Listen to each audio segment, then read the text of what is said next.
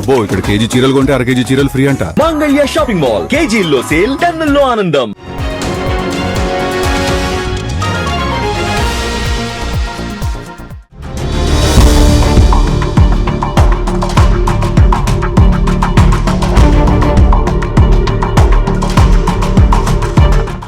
జనం ఆయన దగ్గర నుంచి కోరుకున్నది ఏమిటి, ఆయన జనానికి చెప్పింది ఏమిటి, ఇప్పుడు చేస్తున్నది ఏమిటి?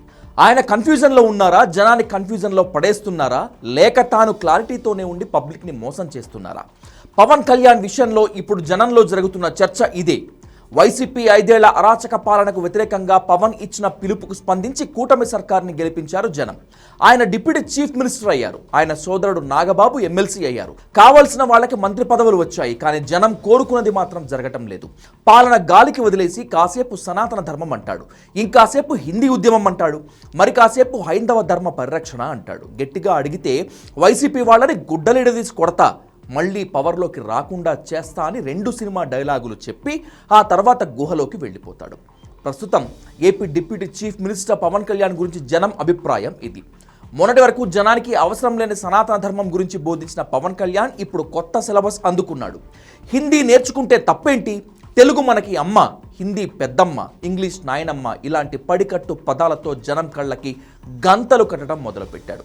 ఇదే పవన్ కళ్యాణ్ కొన్నేళ్ల క్రితం దక్షిణాది రాష్ట్రాలపై హిందీని బలవంతంగా రుద్దుతున్నారని, దాన్ని సహించనని భారీ స్పీచ్లు ఇచ్చారు. ఆయనకు జ్ఞాపకశక్తి తక్కువో, జనం మర్చిపోతారనే నమ్మకమో, కానీ తాను కొన్నేళ్ల క్రితం చెప్పిన మాటలకి పూర్తి వ్యతిరేకంగా ఇప్పుడు మాట్లాడుతున్నారు. ఇప్పుడు హిందీ భాష విషయంలోనూ పవన్ అలాగే మాట్లాడి జనాన్ని గందరగోళంలోకి పడేశాడు. భారతీయ జనతా పార్టీ అని అందరూ హిందువుల పార్టీ అంటారు. నా ఉద్దేశంలో అది హిందీ వాళ్ళ పార్టీ, అది హిందువుల పార్టీ కాదు. మేము అర్థం చేసుకుంటాం భాషల్ని, హిందీని ప్రేమిస్తాం, కానీ హిందీని మా మీద రుద్దుతానంటే మన మాతృభాష అమ్మ అయితే, మన అమ్మ భాష అయితే, దాని మన పెద్దమ్మ భాష హిందీ. ఇంట్లో మాట్లాడుకోవడానికి మాతృభాష ఉంది, కానీ మన ఇంటి సరిహద్దులు దాటితే మనకి రాజభాష హిందీ ఉంది.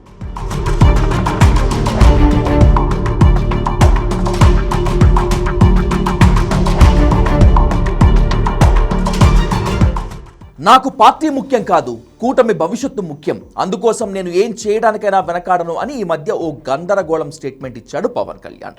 ఈ సభ సాక్షిగా చెప్తున్నాను, నాకు నా పార్టీ సంక్షేమం కంటే కూడా, కూటమి సంక్షేమం కంటే కూడా నాకు నా ప్రజల సంక్షేమం చాలా చాలా ముఖ్యం.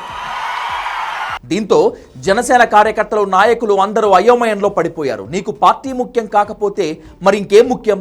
నీవు డిప్యూటీ చీఫ్ మినిస్టర్ అయ్యావు, ప్రజల డబ్బుతో భారీ సెక్యూరిటీ, ఇతర సౌకర్యాలు అమరుతున్నాయి. మరి మా పరిస్థితి ఏంటి? మేమెన్నాళ్ళు ఈ పార్టీని మోయాలి?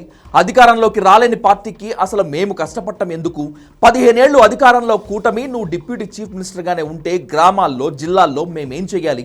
భవిష్యత్తు లేని పార్టీకి మేమెందుకు పనిచేయాలి అని జనసేన కార్యకర్తలు బహిరంగంగానే ప్రశ్నిస్తున్నారు.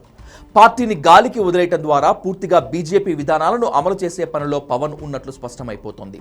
జనసేన ఫండమెంటల్స్లో లేని సనాతన ధర్మం, హిందీ భాష అమలు, హిందూ మత ప్రచారం ఇవన్నీ మీదకు ఎత్తుకోవటం ద్వారా కేంద్రానికి వెళ్ళిపోతాడా, అక్కడే కేంద్ర మంత్రిగా సెటిల్ అయిపోతాడా అనే అనుమానం జనసేన క్యాడర్లోనూ జనంలోనూ బాగా వినిపిస్తోంది.